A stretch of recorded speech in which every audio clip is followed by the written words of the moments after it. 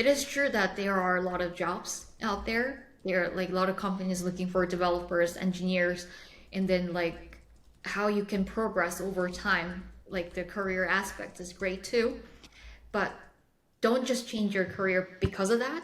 Just make sure that you are gonna like it. You're gonna enjoy it.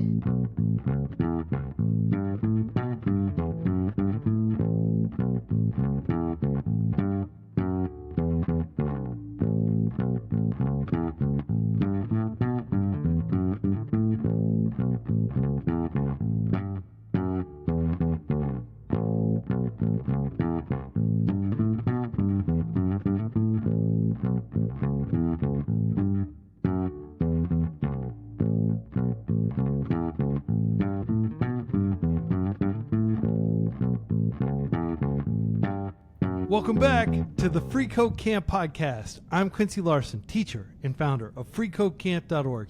Each week, we're bringing you insight from developers, founders, and ambitious people getting into tech.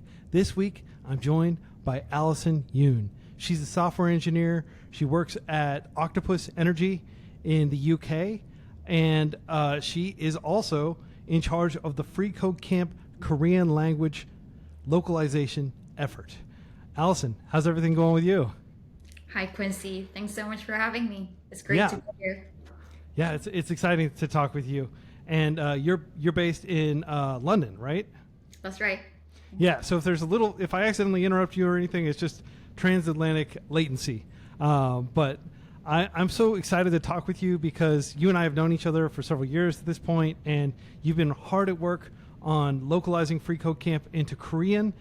There are so many Koreans around the world who benefit from reading the translated version of the Free Code Camp tutorials, and I understand that you're making steady progress toward localizing the core curriculum as well. Yeah, it's been like when you first talked to me about contributing to Free Code Camp, I still remember that day very clearly because I'm someone who transitioned from completely non-related background to programming, and I myself benefited a lot from Free Code Camp, and I was very honored to have an opportunity to contribute to Free Code Camp. Awesome. Yeah. Well, I just want to say, for the benefit of everybody listening, thank you to everybody who is supporting our community. We have about, I think it's 8,932 people around the world who are donating each month to support our efforts. And one of the things that does is support having very capable people like Allison on our staff helping localize into Korean and also helping just contribute in many other ways. So, if you want to become one of these cool supporters who support our charity's mission and make a tax-deductible donation each month to Free Code Camp, just go to freecodecamp.org/donate. We would welcome your funds, and we will put them to good use toward the mission. So, Allison, let's talk about your early childhood. I always like to do things kind of in chronological order so we don't have to keep jumping back and forth. But you have a really unique upbringing, and I want to talk about that because you are an expatriate, essentially. You're living outside of your country of origin. Maybe we can talk about what your early years were like. Sure. I was born and raised in South Korea, so until I graduated university back in 2011, 2012-ish. Yeah. Something like around that time. I lived in many different places growing up because my dad was a military officer. He's retired now, but because he worked as a military officer, I moved from city to city quite frequently growing up. And what else I can talk about? Yeah. I think that's what's unique about my childhood. Like, I always wonder what it feels like to live in one place for many years, because for me, growing up, the longest time I stayed in one place is about 2 years. And I was constantly moving around, which was quite challenging for me because, like, for a kid, like, I have to constantly say goodbye to friends and what I'm used to, and then have to go to a new place and then make new friends and just do that again, repeat. Yeah. Yeah, Yeah. that. I mean, I moved a few times as a kid, and I just remember every time I moved and had to say goodbye to my friends, it was like absolutely devastating. And so I can only imagine doing that every year or two. Like that has got to be heartbreaking. Like at some point when you were moving so frequently, did you just? Was there ever a point where you're like, I'm not going to bother making new friends because I'm just going to be saying goodbye to them soon? Or how did that affect you? Yeah, absolutely. I remember I cried only once in my lifetime because I didn't want to leave my friends and the school. That happened only once when I was in third grade, elementary school. After that, never cried, and I just kind of accepted it. There, I cannot fight it. It's just what it Yeah. is. And this is something I didn't remember myself, but a friend of mine from like sixth grade, she told me that I once said that what's the point of making really really close friends anyway, like we have to say goodbye at some point. She told me that I said that when I was in sixth grade, and Oh, she was very surprised to hear that because I don't know, it's not something that you will hear a lot from sixth grade kids.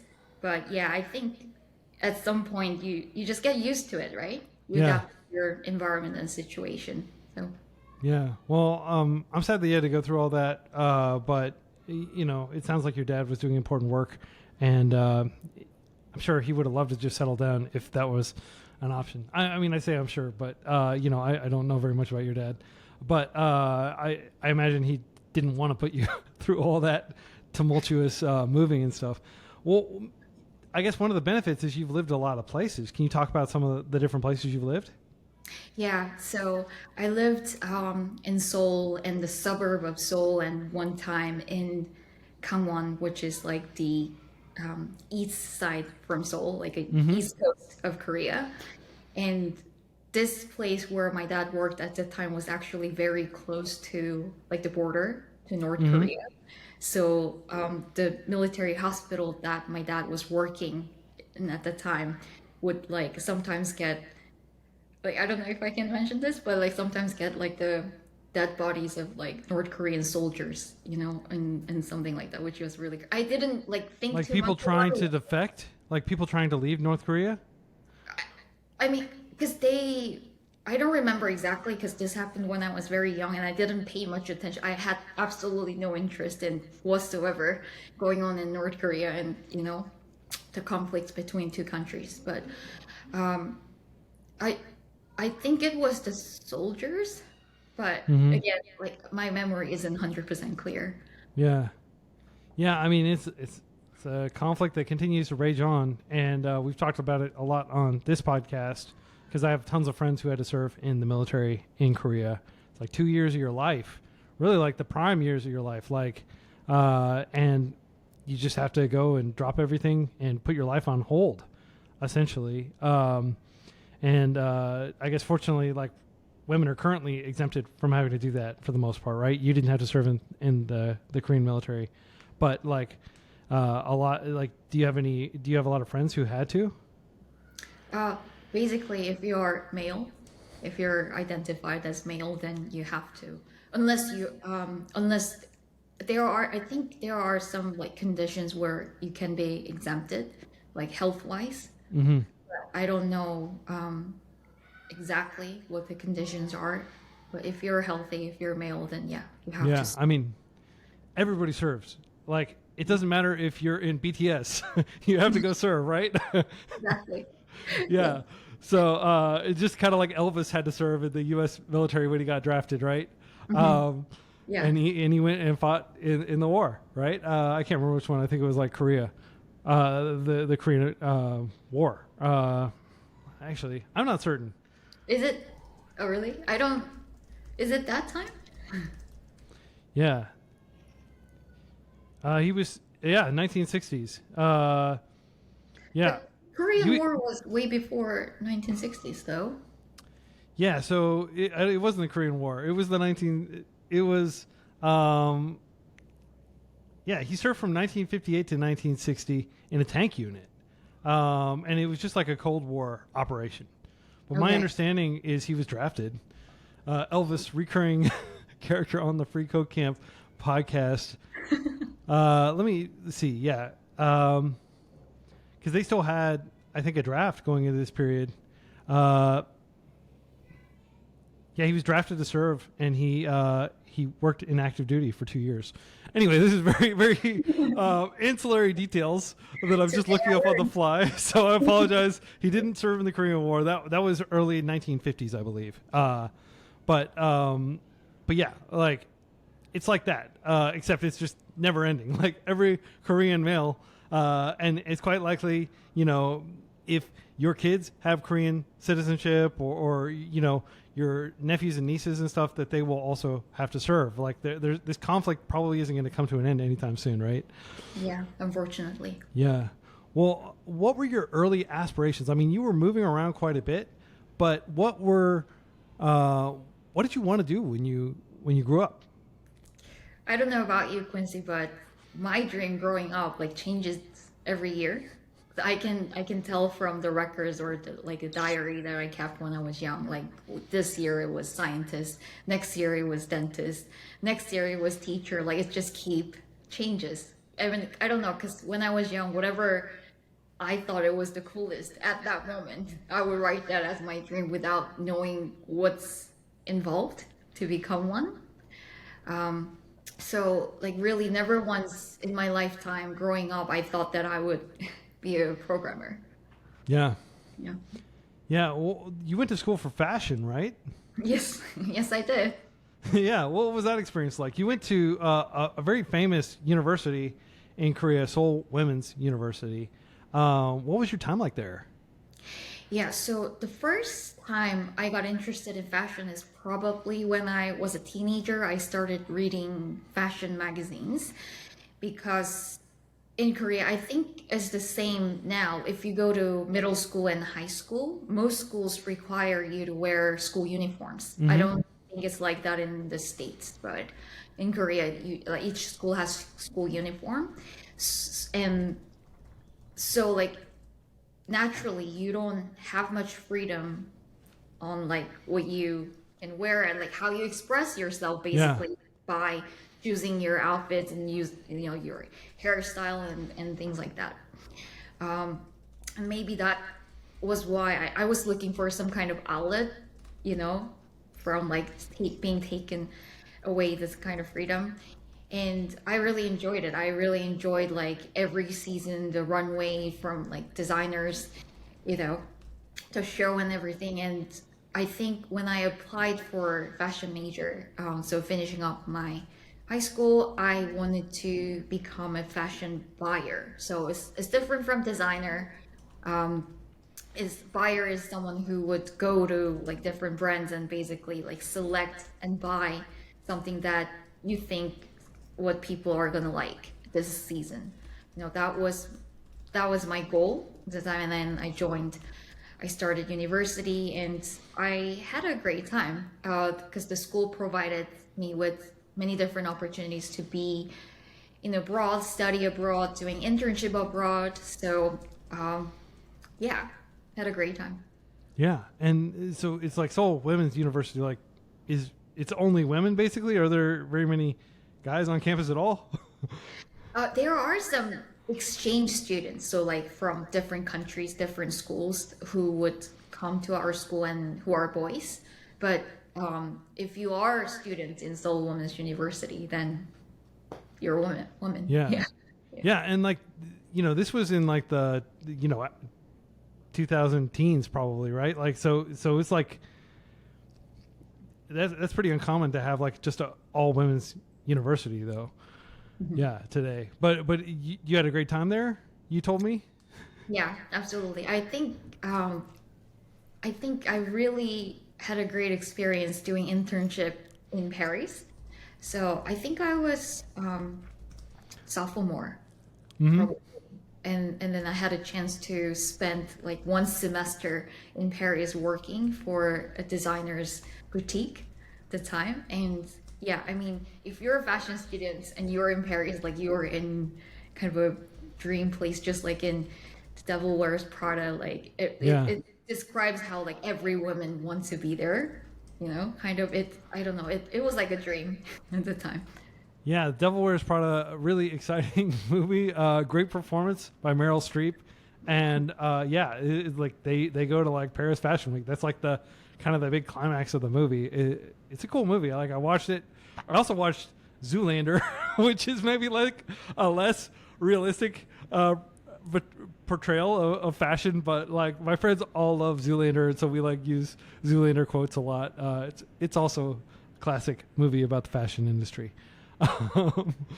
But that's cool. So you got to go to Paris, but like I imagine the fashion industry is like pretty competitive, and also like because so many people want to work in it. It's like working in the game development industry. So many people want to build video games that as a result there can be like toxic kind of like work culture, and it can also be very cliquey where like you have to know somebody to be able to get a job, and like even like low level internships and things like that are coveted, whereas being like a general software engineer, there's tons of opportunity, and you also can potentially have work-life balance and things like that. Is fashion like that at all? Am I mischaracterizing fashion, or is it extremely competitive like that? Yeah, so I worked just like very short time after I graduated in a fashion company, about like 6 months, I believe. So like less than a year, because I quickly realized how different it was to be in the industry compared to when I was in school. When I was in school, like they encourage you to be creative, explore, express yourself. It's all about that. So it's very fun to be in school studying fashion, but working in fashion industry is nothing like that. It was very exhausting, and like you said, toxic, because like when you're surrounded by unhappy people, it's not that these people want to be toxic, but because they are also unhappy and exhausted, it naturally becomes like that, whole environment and the atmosphere.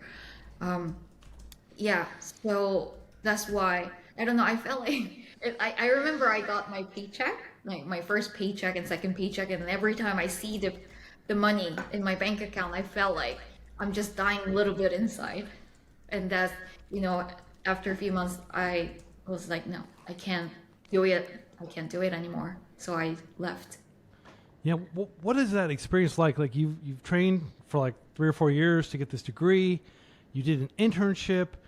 You're working in fashion, and like to just walk away from that world. Can you kind of describe like what your thought process was, and where you go from there?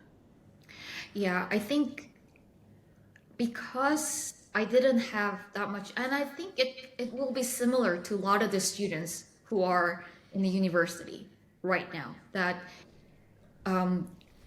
you don't know what's actually involved to work in that industry that you want to be in, because what they teach you in school doesn't always represent what your day-to-day work is going to be like when you start working. And it could be very different. It could be different from what you expect, and so something that you felt like, oh, this is my calling, like I'm going to be very good at this, I'm going to enjoy doing this. Maybe if you are thinking that while you're in school, maybe there is a chance that it's going to be different when you start working. It happens a lot. I've seen a lot around myself too, and my friends. So yeah, but at the time, because I was still very young when I graduated, one semester earlier, and started working, and just 6 months after, I was still like early 20s.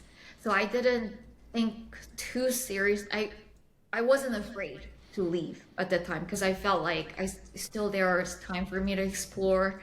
And I think my personality, when I know that I want something, and when I know that I don't want something, like it's very clear. Like I don't have to think second, Yeah. time to like put into an action. But I know that not everybody, you know, is it's not that easy for everyone. I know that it's just my personality. Yeah. So you're just like a decisive person, essentially. Yeah. Like when you feel it in your heart, you make a move. You don't like just stay Exactly. in a situation that is not comfortable for you. Exactly. Yeah. Yeah. Awesome. What did you do? Like, you're leaving this industry. Like, how did your parents react, if you don't mind me asking? Like, that's like, yeah. What was the reaction of your friends and family? Yeah. My mom suggested that I stay a little bit longer and see how it goes. My dad didn't say anything because my parents also is, I guess, is their style. Like they don't really tell me what to do, and they just kind of, you know, let me do whatever I decide to do. And I really appreciate that. You know, when looking back, like my parents never really pressured me to do something or study something or go this way, that way. It was always on me, the decision, you know? And I really appreciate it because I know that not everyone gets that kind of environment. Yeah. Yeah. So, from a practical standpoint, okay, you've decided to leave. Your parents are on board. That's cool. But you still have the practical question of like, what are you gonna do? How did you go about evaluating your options, and like, where do you go from there? Yeah, sure. So after I came back from the internship in Paris, you know, like from the day I came back, I've only thought about how can I go back because I really loved the time there. Um, but unfortunately, I don't speak French, so there was very little chance that I can be accepted to any kind of school, or just can start working there because of the language barrier. So what I did is because I speak English, you know, I can maybe apply for master's program abroad. So I applied for master's to one school in the UK to study fashion marketing, and I got accepted. And then I couldn't go because I couldn't afford the tuition. Um, that happened. And Yeah. then, yeah, and then after that, I started um, volunteering for this like nonprofit organization. It turned out it was a nonprofit organization later. But yeah, started volunteering there, and then that organization sent me to Canada and then to America to work in different centers, and from there, I spend a lot of time like teaching meditation, and also like spend a lot of time doing some graphic design work and web design work for the organization. Yeah. So you kind of like just through your work there, you were able to find opportunities to learn new skills, and some of the skills you learned included um, essentially like the precursors of software development. Yeah, I think that's how it started because at the time, what I taught myself is to how to make a website using WordPress. And then at that time, I also taught myself how to like what's HTML, what's CSS, this sort of stuff, which was incredibly fun at the time. That was the first time I learned about like how website is made and what's behind, what's behind the screen. And uh, after I came back to Korea, I left the organization and came back to Korea, and then I continued my career with this experience doing web design. So I started working as a UI UX designer. Awesome. What was your first UI UX development gig? Was it like a contract for somebody, or did you get a job? Like how did you go? Like, okay, I've got these skills. Let's get on the market and let's get paid to code, essentially. Yeah. So UI UX designer. So my title was designer. So programming wasn't part of my day-to-day work, but then I still suggested that can I program as well? It will be easier for me if I design it, and then I can at least do the HTML, CSS, simple JavaScript, and then give it to the front-end developer. That way they will understand better what I want to achieve. And also because programming was fun, I wanted to do it. So my first job as a UI UX designer was for this startup. That was their product was to create like this kind of video meeting platform at the time. And yeah, so that wasn't my first job as a developer. That was UI UX designer job. You said video nanny? No, video meeting. Sorry. Video meeting. Oh, okay. Because like video, like you can't afford a nanny, but just somebody to watch your kids. I just heard video nanny. Sorry about that. But yeah, that's cool. So is that what you want right now? yeah, that's what we need for the kids. Because I'm doing a podcast interview and they're watching Magic School Bus in Chinese, of course, because we only let them watch Netflix in Chinese because we want them to improve their Chinese. Yeah, that's like one of those things, just immersive. They can watch Netflix, but it has to be in Chinese so they can improve their Chinese. Nice. Yeah, but having a video nanny wouldn't be bad, I guess. Stop eating Pop-Tarts. Yeah. Okay. So a video meeting platform. That sounds like pretty heavy duty. So what were you building? So the company name was Roundy. I think it's Roundy. inspired by other company a few years ago. But yeah, they were making think Google Meet, right? Yeah. But they wanted to incorporate like different like features there, such as like taking meeting notes and scheduling the meeting, like the calendar, and like kind of like different participants can create meeting notes together at the same time. This and the recording, these sort of things. Yeah, that's cool. So Yeah. a lot of features to plan, a lot of features to implement. How big was your team? So it was a startup. I was the only designer there, and there were, I think, 6, 7 engineers total. One front-end developer and 2 mobile developers and back-end and server engineers. Yeah. Awesome. And what was it like being on a team? Like, because I mean, this is probably pretty different from working in fashion. Like suddenly you're in an office. Was it like a cubicle layout, or did you have offices? Like, was it all co-located? This wasn't like, was this a remote job, or did you actually report to an office? So this was way before COVID. So it was in-office job, not remote job. Yeah. Not cubicle. It was a startup. It was like very casual Yeah. environment. So like a bunch of tables pushed together, essentially. No, like you have your own desk, and then like Yeah. it's not like facing each other, but then it's opened, so Yeah. like you can easily talk to each other and things like that. And yeah, like it was very different from the time when I was working for a fashion company, because at the time I was like just fresh graduate out of university and then not knowing anything about what it's like to be in the industry, and just started working. And then, I guess my expectation and dream just kind of destroyed when I started working. Yeah. But this time, because I knew better what is involved, what your day-to-day task is going to be like if you are UI UX designer. So it was great. Like it was fun for me.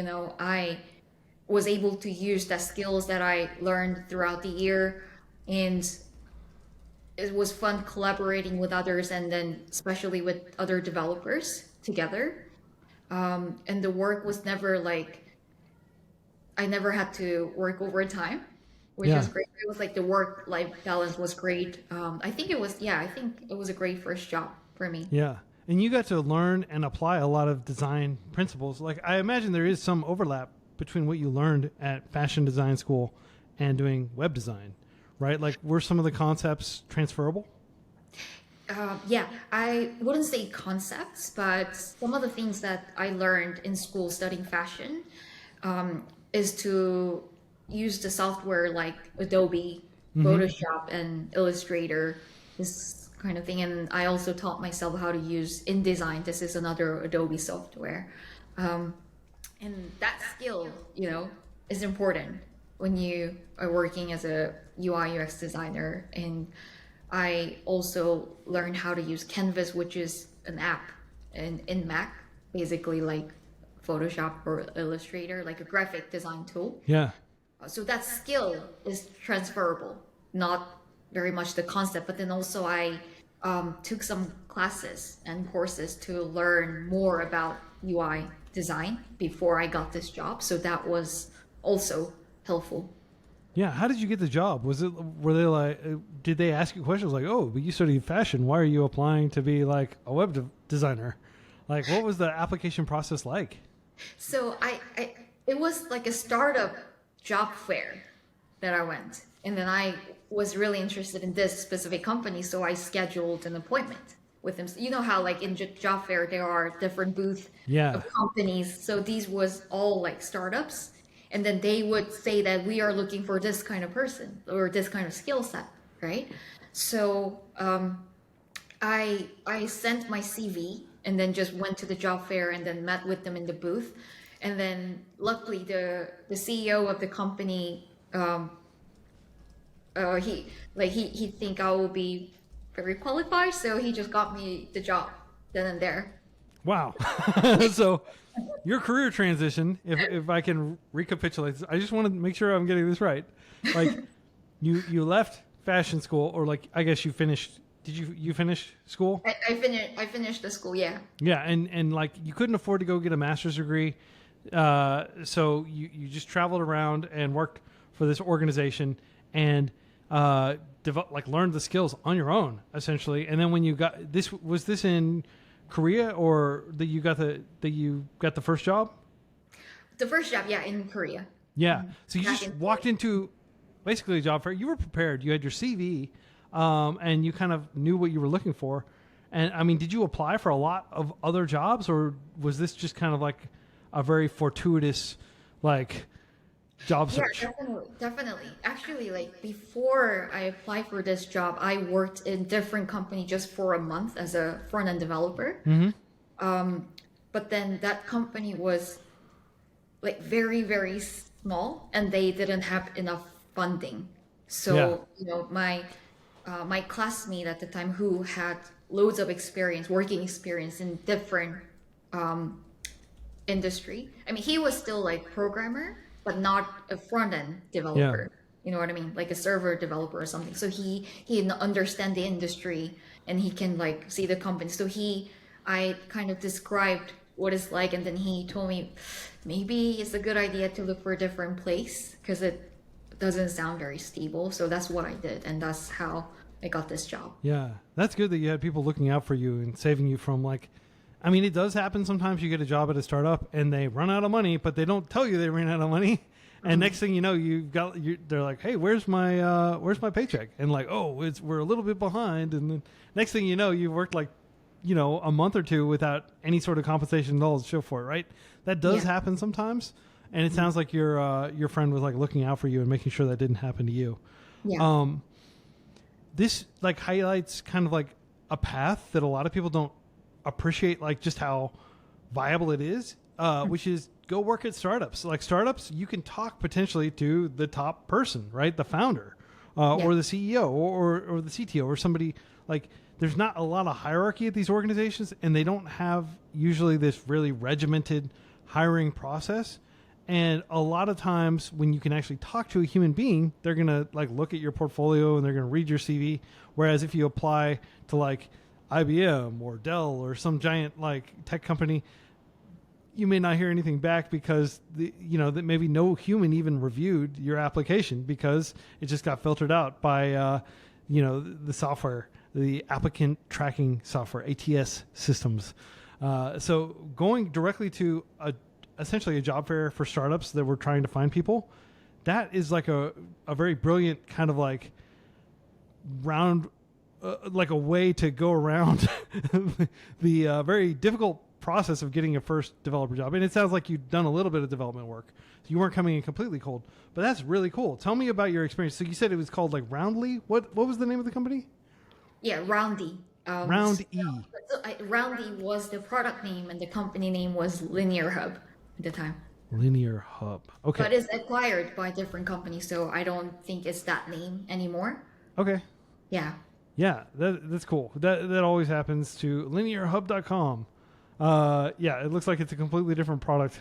But okay, that's cool. So while you were working there, how long did you stay at this company? Were you there when they got acquired, or? No. It happened a few years after I left. Okay. Yeah. So, and I worked for this company for a little bit over a year. Mm-hmm. So until we moved to the UK in Yeah. 2018. Yeah. Tell me about that move. Like, what precipitated you moving? And when you say we, Yeah, me and my husband and our dog, Bucky. okay, Yeah. very cool. Yeah. Yeah. So you and your husband decided to move to the UK. Big decision. How were you able to move to the UK? Because like moving to a different country can be tricky, like immigration wise and stuff. Yeah. Yeah.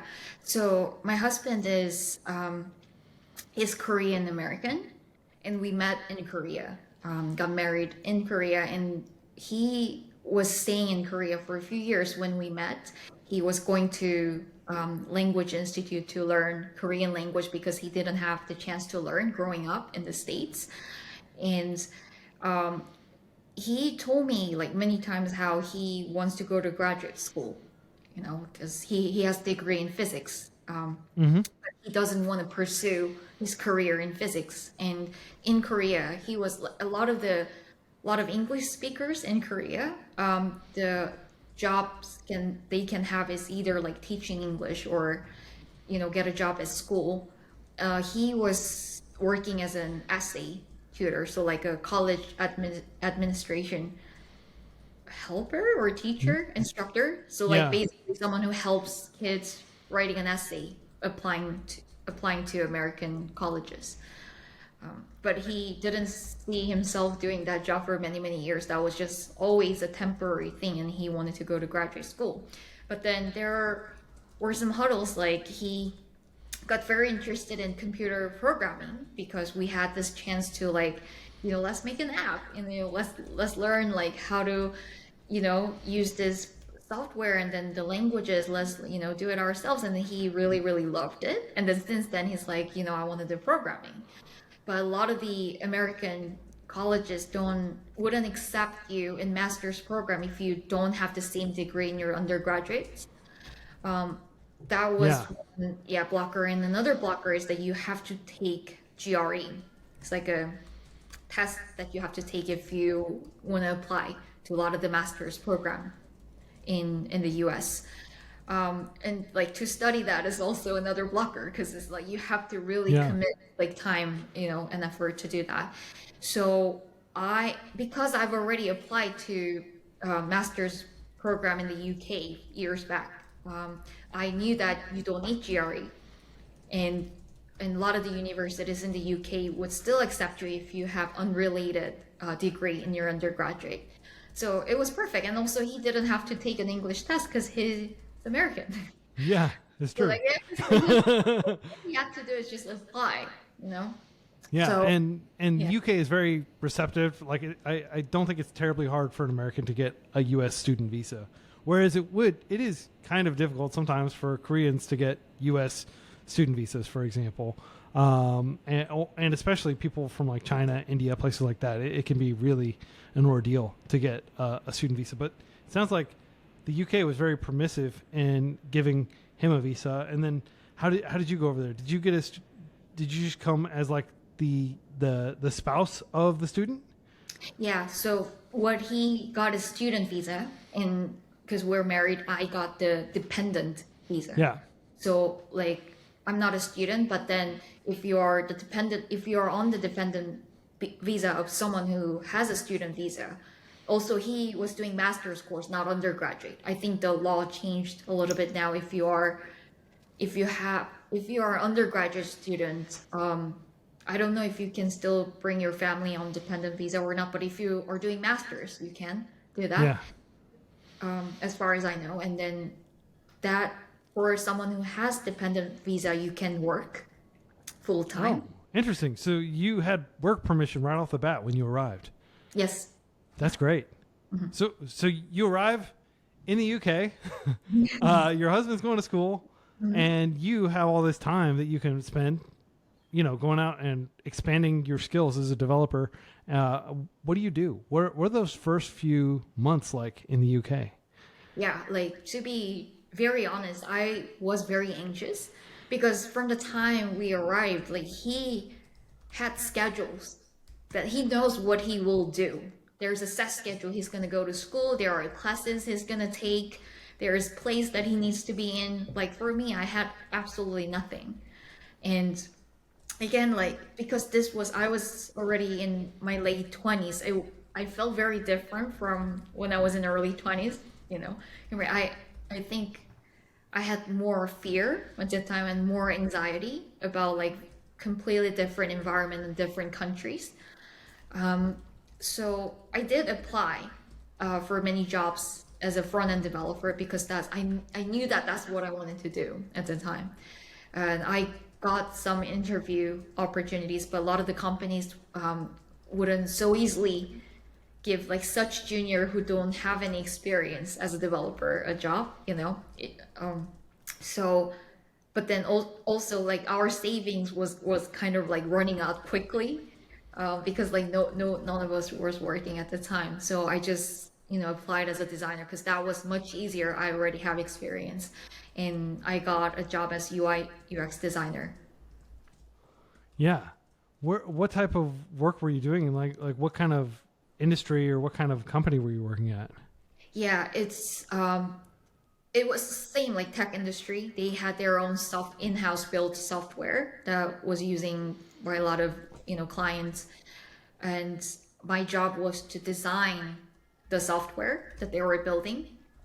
And so basically the same, just different product and different company, but my day-to-day job was same. And this time, it was a bit different because I could spend a lot of time in more UX design side rather than UI design. Mm-hmm. So I had a chance to go to the client site to meet the people, so the potential users, to do the user interviews and user testings and this kind of thing, to iterate, to make our product better, design better, and that was a fun thing to Yeah, do. so this is like great because we always say like user testing, like make sure that you can empathize with your users, and like there's an entire category of user experience developers and user experience designers that is like basically user testing and I guess user research, Yeah. and basically empathizing with them so you can understand they sit down, they need to get XYZ done.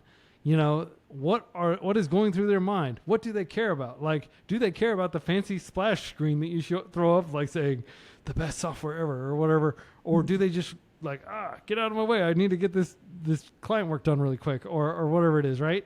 Like, Yeah. so you were able to talk with the actual people that were using the software. Yeah, Yeah. exactly. And who were these people?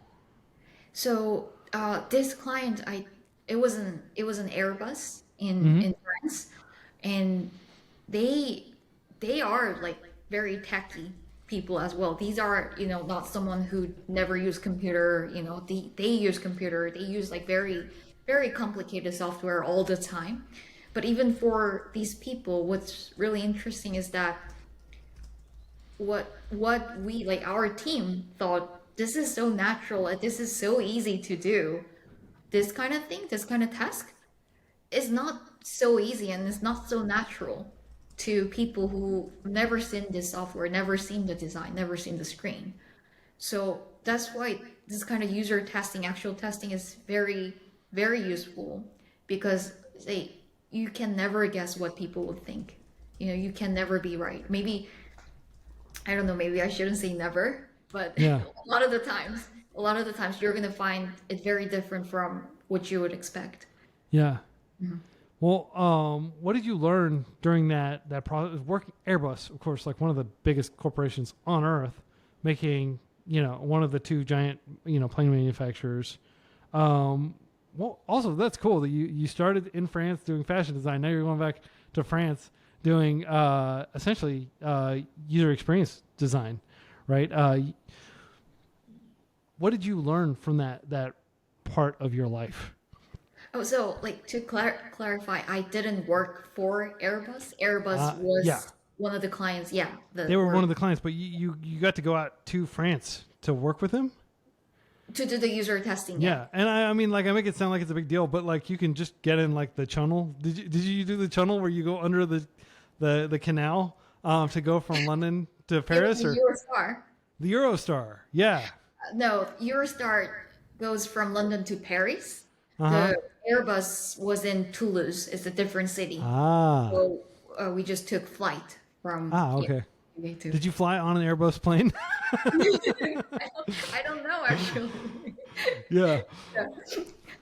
That's cool. So I want to we can definitely delve more into your day-to-day work, but I've got just like a ton of questions for you that I'm just going to fire off. Like one of the things that and ultimately after you work there, like how long have you been at your just to finish the autobiographical like arc, how long have you been at your current company, Octopus Energy? This coming August, because right now is April. Coming Mm-hmm. August will be my 3rd year Yeah. anniversary. Yeah. And this is a really cool company. Like I hadn't heard of them before I met you, but they're doing like renewable energy, right? Yes.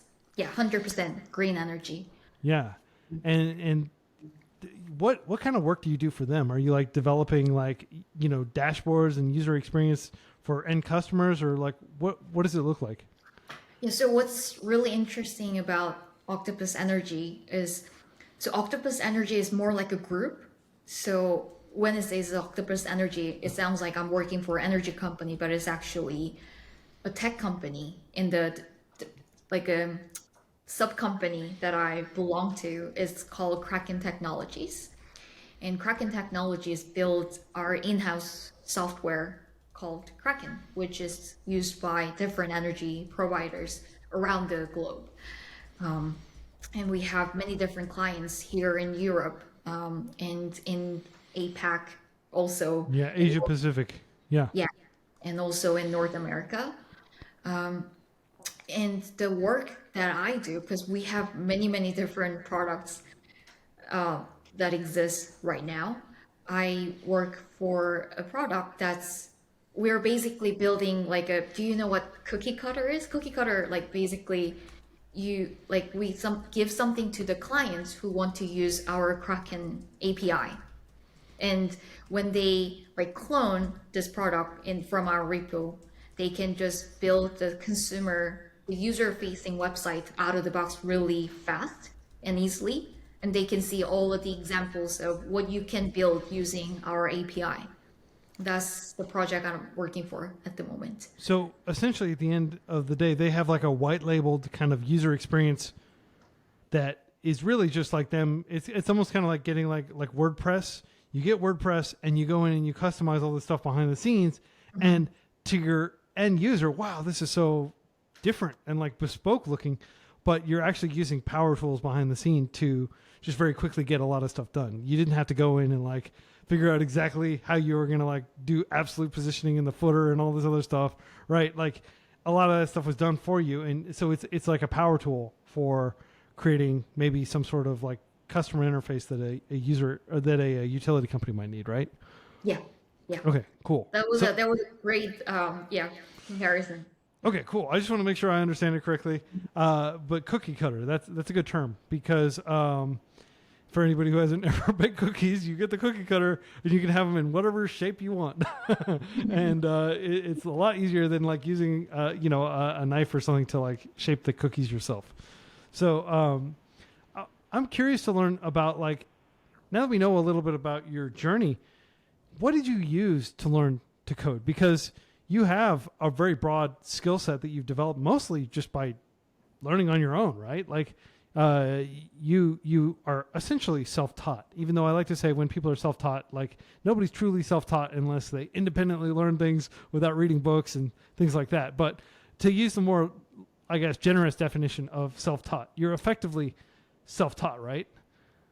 Yeah, I mean, yes and no, because when I was working as a UI UX designer in Korea, back in Seoul, I took some classes, online classes, and free code camp, Yeah. obviously.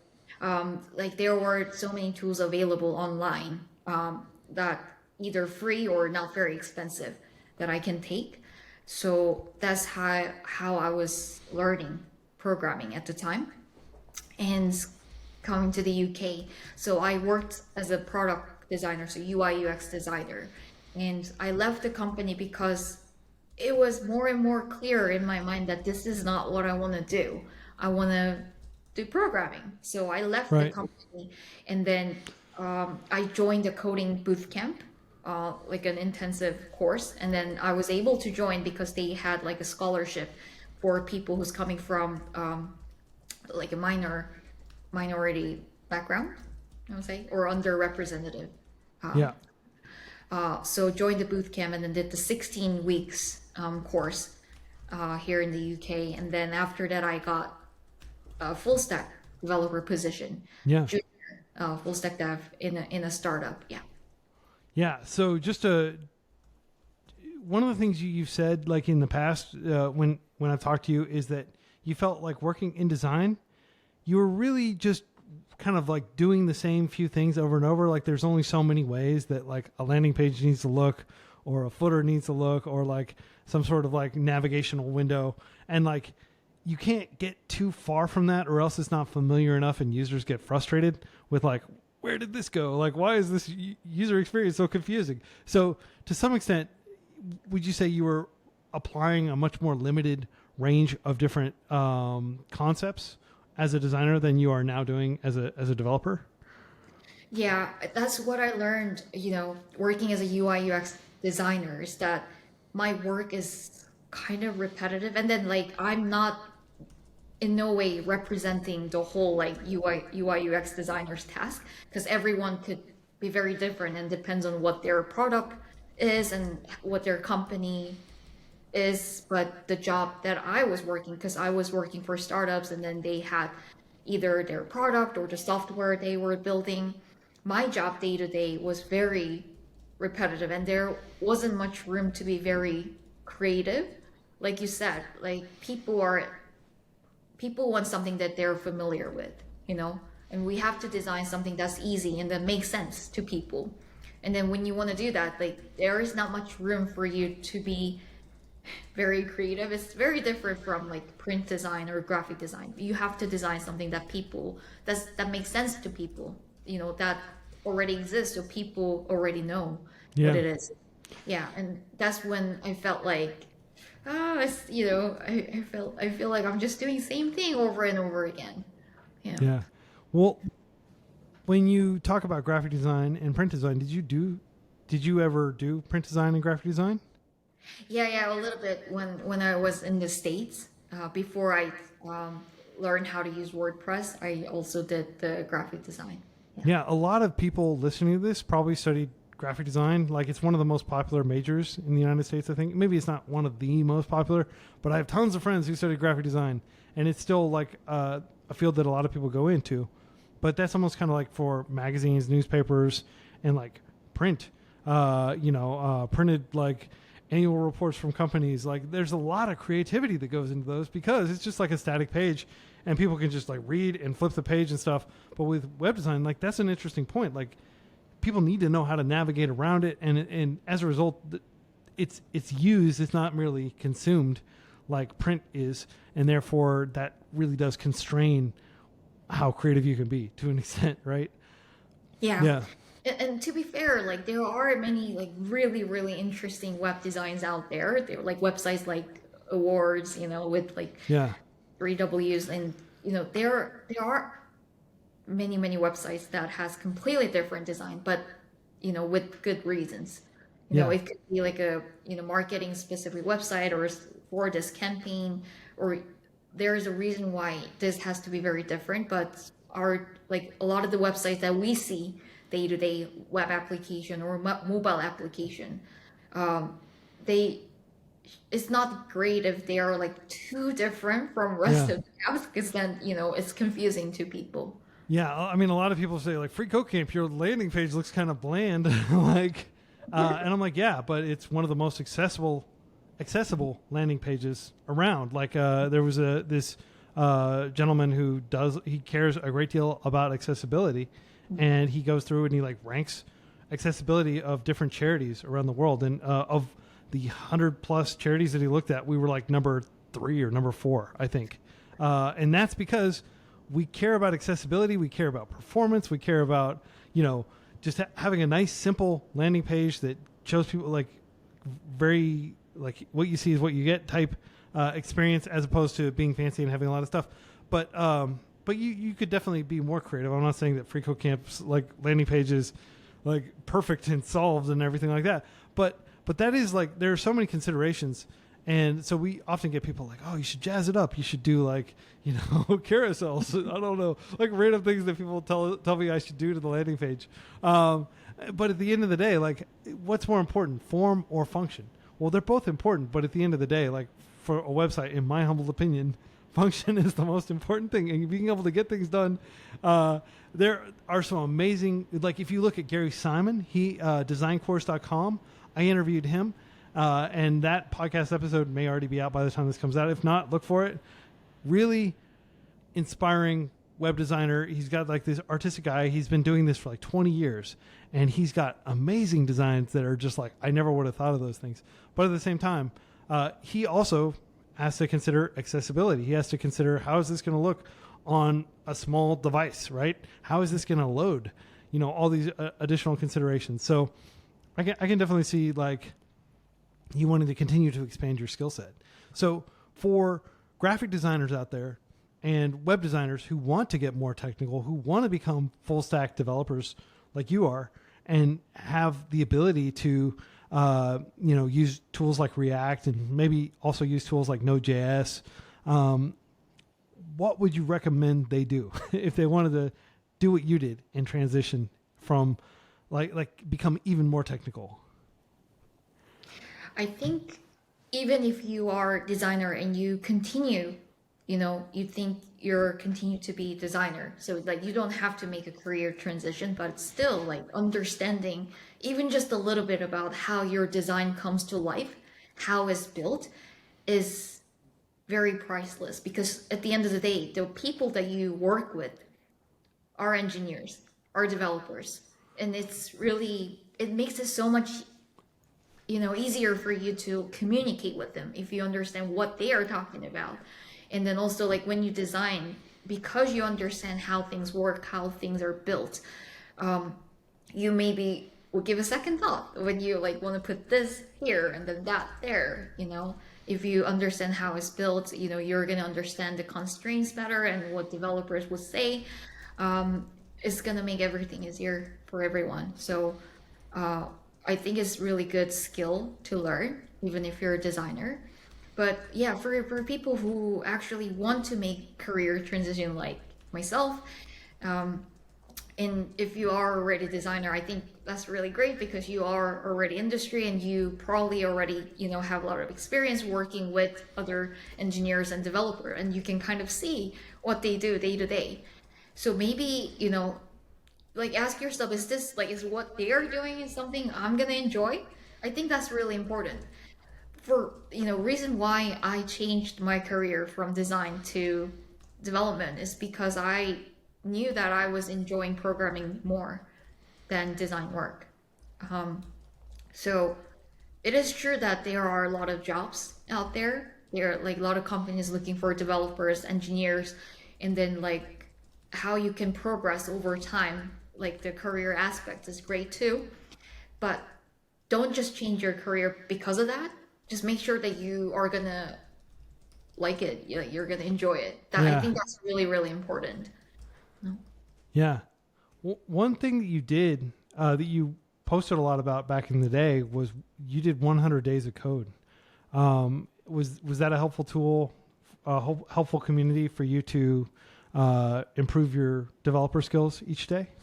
Yeah, absolutely. 100 days of code. It's been great. I posted on my Twitter, now X, every day, because it gives you the motivation to code every day. It's kind of a self-commitment, but also there's a community. Like if you have that hashtag 100 days of code, like this big community out there will like support you by like commenting and then liking your post, and then you do the same for others. And then because you are part of it, you feel like I don't want to skip the day. I want to do it. I want to do 100 days. And it is a big commitment. It's not easy. But, if you are self-learning, like I once did, it's really great community to be in. Yeah. One thing that you've told me a little bit about your work day to day at Octopus Energy, which sounds like a fabulous place to work, you all are really big on pair programming. Can you talk about what pair programming is and what a typical pair programming session might look like? Absolutely. So we do a lot of pair programming in my company right now. And pair programming is basically like two developers or more is fine too. But usually there's like one person who's actually coding. And then I think they call it navigator and driver or something like that. Maybe. Yeah. Yeah, is it? Yeah, so one person who's actually like typing the code and then one person like watching. And this is very helpful because you're gonna find yourself a lot of the times that you're kind of stuck and then it seems like you're not making any progress. This happens. We are all humans and our brain gets tired and then a lot of the issues that you have now, maybe it will be solved next morning after a good night's sleep. Pair programming, you get another fresh set of eyes and brain there with you, and then you can also like rubber ducking. Yeah. Explain you- rubber ducking.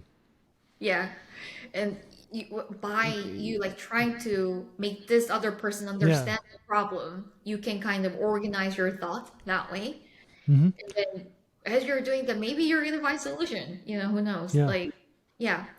So rubber ducking, is where you have like the rubber duck just sitting on your on top of your monitor or wherever, and you're trying to explain things to the rubber duck, which is absurd. Why the rubber duck is an inanimate object; it cannot understand what you're saying.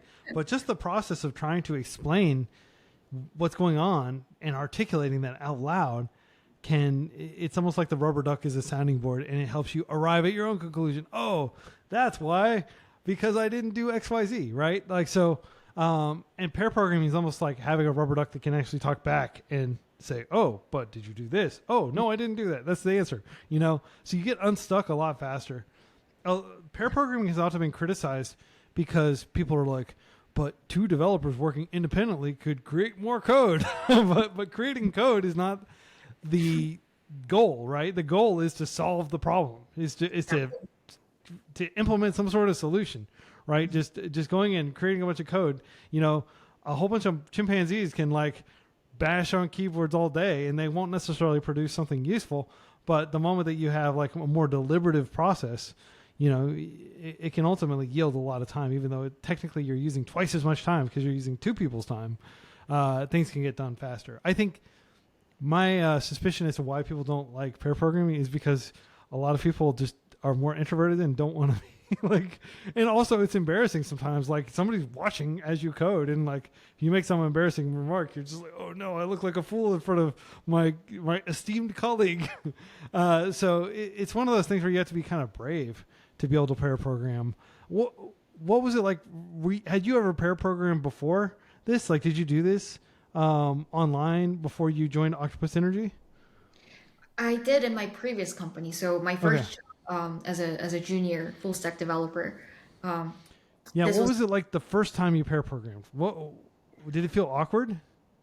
I was very, because I also did the coding bootcamp and we did a lot of pair programming there. Also, it was something that's just very natural to me because if you are focused, this is what I like about programming, by the way. You are focused to solve this problem. It's not about someone judge you how smart you are or judge your solution if it's good or bad.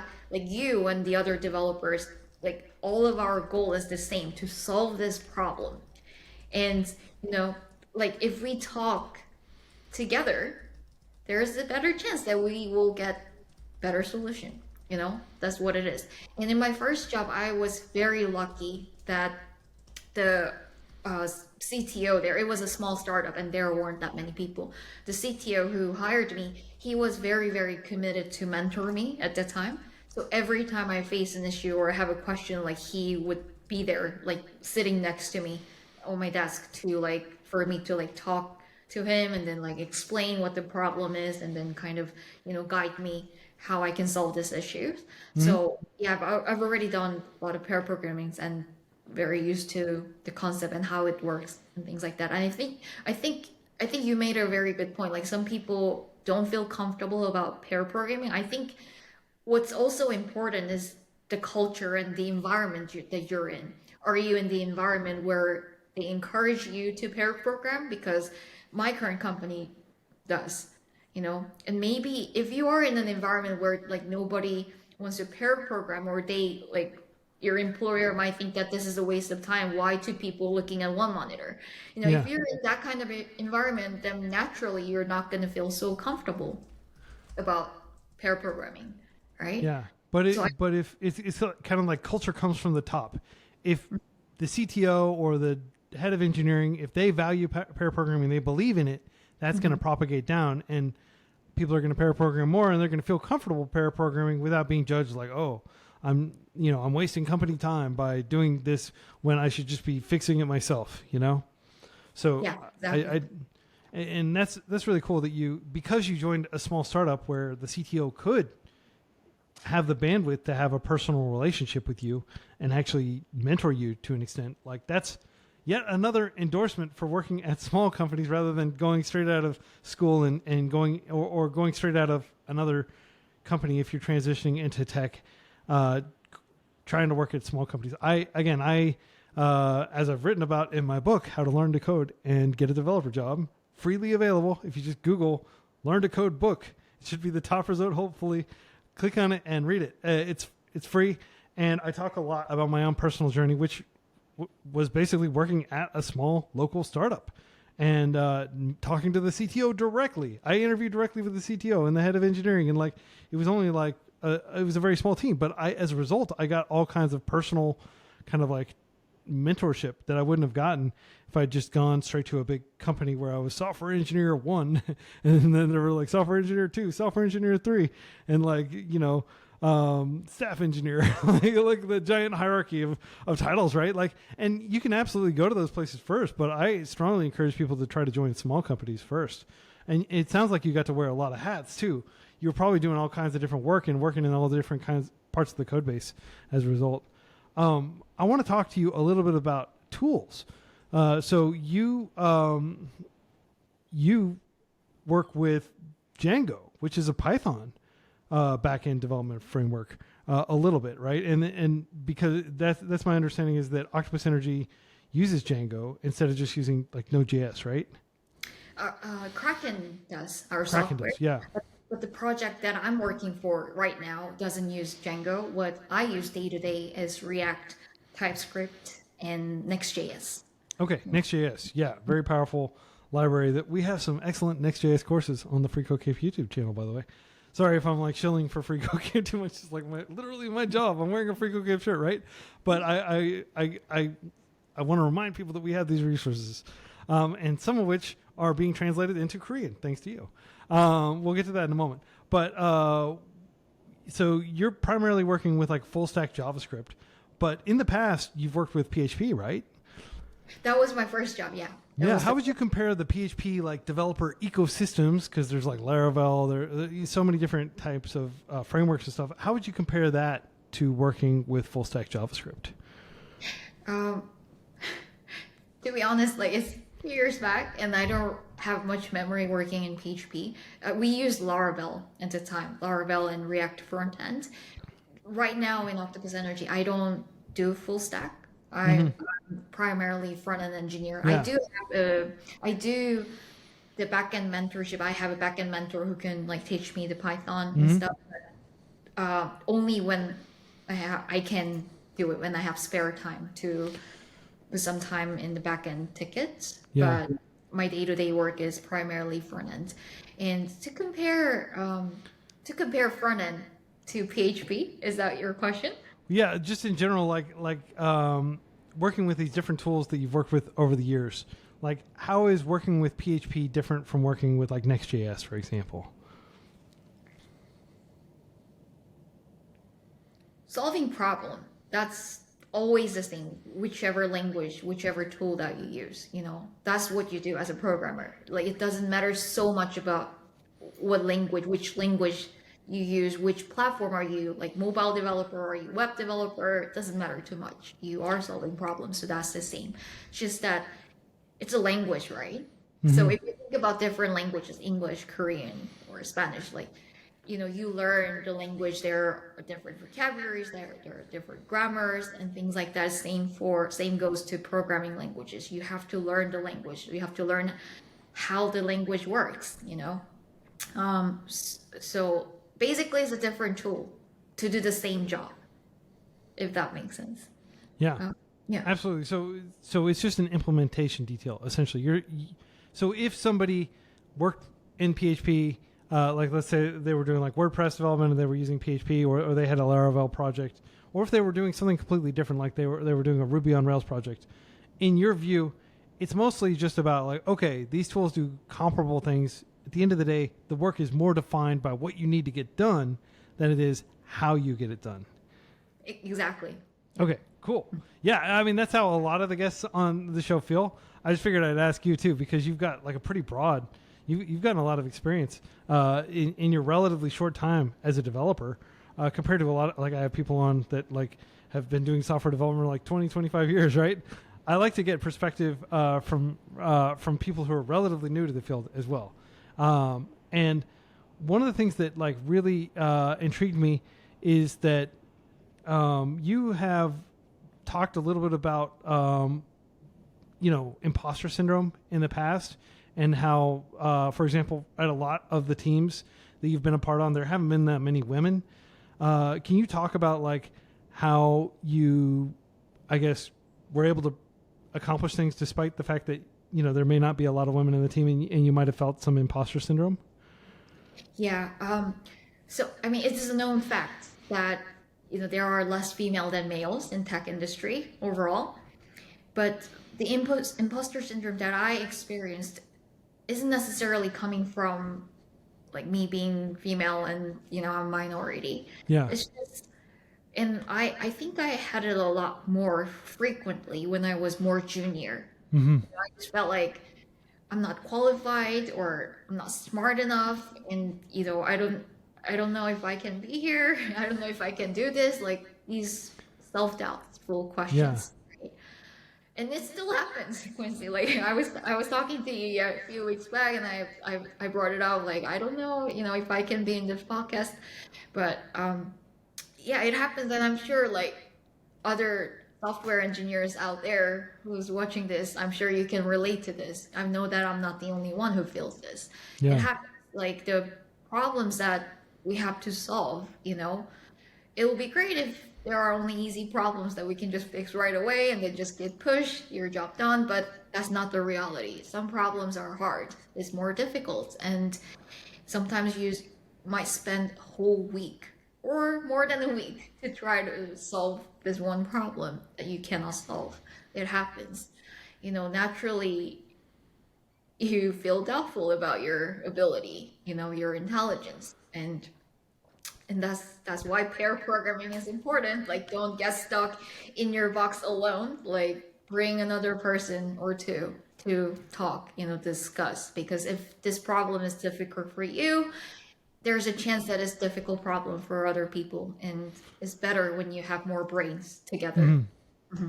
Yeah. Well, like, what advice would you send back to yourself? I mean, I commend you for coming on the freeCodeCamp podcast. This is your second podcast ever, right? Like, and I was so impressed with your performance on like the previous podcast I had, which I'll link to if people want to listen to some more interview with you, Alison. But I mean that.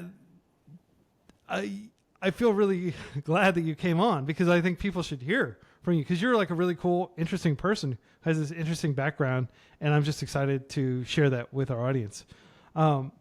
What advice, though, would you send back to somebody who's feeling imposter syndrome trying to get into tech, who may not be a native English speaker, right? Or who may not have ever worked in the UK before? Like you're like having the multi-pronged effect of like you're relatively early in your career and you've transitioned into gradually more technical roles, from fashion design and graphic design to software to kind of like UI UX design to front end development, right? And even doing some back end development. So doing gradually learning the full stack. Like, what advice would you have for somebody who is also taking on such ambitious undertakings as you have taken on? That's a great question. When I was learning programming using Free Code Camp or taking online courses, like I try to find in every way how I can learn programming because I really wanted to do. But then, like in the back of my mind, I had this doubt that, but I'm not even good at math. Can I do programming? I always had this question, like, do I have programming brain? No, because I know that I don't have math brain. Like, to be very honest with you, my math, I was really bad at math in school. That's the Yeah. only thing I was studying, and then it was still the worst thing, you know, I was at. So yeah, I wasn't sure. It was fun for me, but then I wasn't sure if I could do it. But then I kind of shifted my perspective from like, you know what? I'm not good at math, but I'm good at language. And maybe programming, I can consider like language as computers language, and I'm learning computers language. So maybe put aside that math fear, and then just learn it like I would do about language, and then let's do it that way. And that's how I, decided to think. And I'm sure that there are a lot of people out there who ask this question to themselves, like I did, coming from completely unrelated backgrounds, or, you are already working in very different industry, or you feel like you don't have qualification because you don't have computer science degree. If you know that you enjoy programming, like, I mean, go to Free Code Camp. There are so many great resources available and courses that you can do in your own time, and it's completely free. Try it, see if you like it, and if you like it, if you enjoy it, I would say it's like 99% that you can make it. That's what I can say. Okay, so if you enjoy it, you can make it. Yeah. Awesome. That is like so inspiring, I think, for a lot of people to hear who enjoy programming, but they're like, wait a second, like, I'm having fun here, but am I actually good enough to do it? If you enjoy it, you're going to keep doing it, and eventually, with enough practice, you're going to be good enough, right? Practice makes perfect. That is my, you hear that a million times a day probably from people, but I genuinely believe it's true. My son is getting quite good at piano just by practicing every single day. Like, he goes in there and he practices, and, it's just like 20, 30 minutes a day, but it is gradually accumulating, and he's getting better at it, right? And my daughter's doing the same thing. Like the Chinese, they're getting better at Chinese because they practice Chinese a whole lot. They watch Magic School Bus in Chinese and stuff like that. You yourself have just done, more than an hour worth of interviewing with a native English speaker in English, which is the language that is, probably in university, your classes were in Korean, right? Like you grew up until your 20s primarily using Korean all day, probably, right? And yet here you are talking at great length in English. Like, what tips would you have for people who want to improve their English? This this is a more difficult question because I started learning English since I was very young. About like first grade in Mm-hmm. elementary, and that's because I liked it. I had this interest in learning other language. I like to like listen to, like when I was young, there was cassette tape, Mm-hmm. like before CD, and there was a cassette. I like to like listen to this English, cassette tape, like from like English fairy tales and children's book that was written in English. Even if I didn't understand anything, I just liked the sound of it. And that's something, yeah, I guess something I am interested, even to this date, I like to learn different languages. So because I had the interest, I was like, it was easier for me because it was never stressful for me to learn and study, and then they try to kind of repeat after what native speaker would say. It was always, it was never like study. It was more like, oh, it's fun, like I want to speak like you, I want to understand what you're saying.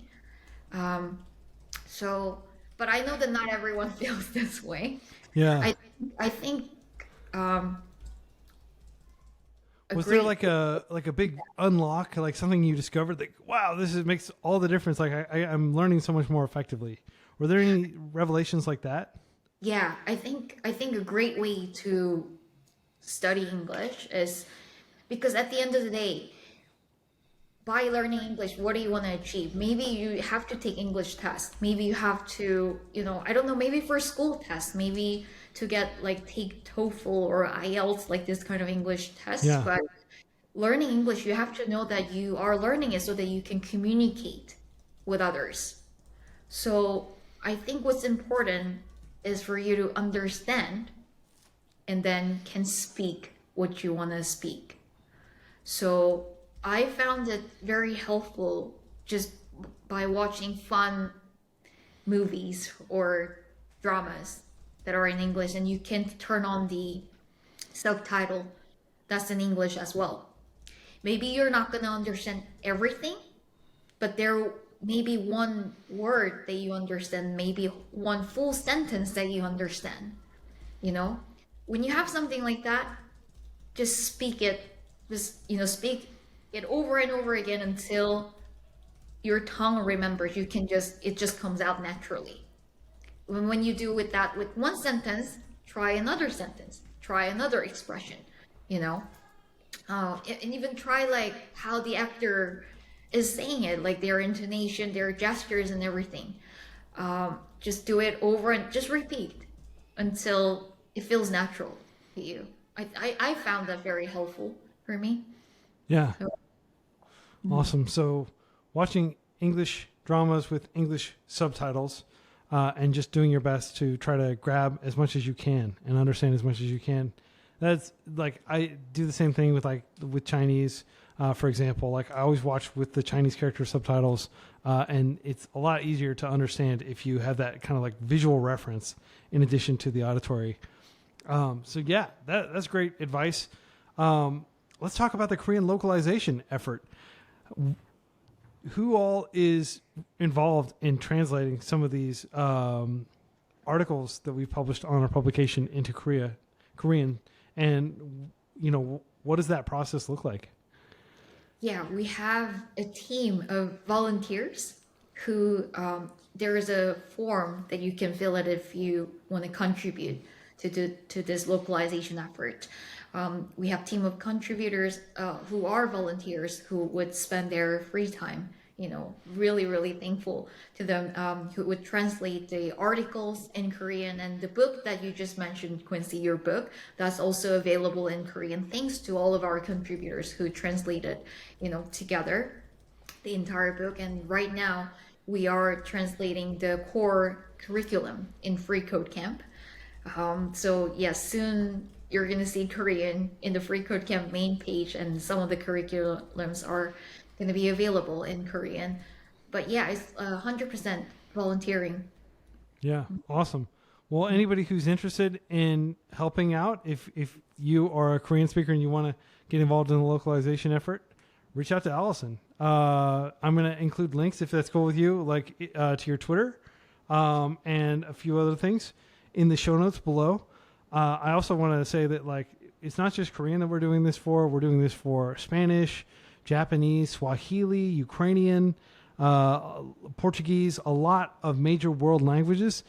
We have a big volunteer translation effort underway to make these learning resources even more accessible. And yes, we could just throw everything into Google Translate and have like a mediocre translation, but having native speakers who understand the culture, who understand the language, who understand a little bit about the subject matter of learning to code, maybe they're using freeCodeCamp as well, like that makes a huge difference to have an actual developer like Allison translating it instead of just having somebody who doesn't have the domain expertise. So it's a lot slower, it's a lot more labor intensive, but our hope is that this makes it way easier for people to learn programming because they can learn it in their own native language. Yes, I believe that everybody should learn English if they can.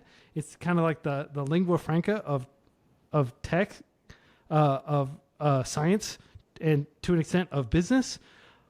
But at the same time, it's an added layer of difficulty when people want to learn things if they have to learn in their non-native language. We're all about making technology education more accessible, and one of the ways we can do that is to make it available in people's native language. And so I definitely want to applaud you, Alison, for all your work toward that. And to all of our contributors. Yes. Thanks to all the many contributors. I'm hoping to meet some of you in person in Korea. I'll be in Korea in summer. You and I can hang out again. And potentially Chris, another Free Code Camp staff, Chris Koishigawa, based in Daegu. He's lived in Korea for like the past 7 years, even though he's an American national. Yeah, we're going to get together and hopefully have a nice traditional Korean meal and just chill. And yeah, we're like really excited about the future of helping more people in Korea get into tech. And we're really excited about helping people in all different places not only learn programming, but ultimately potentially create technology companies in their countries, because tech is so California focused. Like almost all the big tech companies are based in like California, or to an extent like Texas and like Seattle area. But there are smart developers everywhere, and they just need an opportunity. And I think it's really cool that you and your husband were able to move to the UK and that you're working at this really cool place doing meaningful work, doing interesting work. And I want other people to be able to realize their dreams of doing that as well. So we will not rest until everybody who wants to work in tech is able to work in tech. We're going to keep working hard toward this ideal. And I really want to thank you again for your time, Alison, and everything you're doing. Thank you so much for having me. It was really great to talking to you. Yeah. Well, until next week, everybody, happy coding. Happy coding.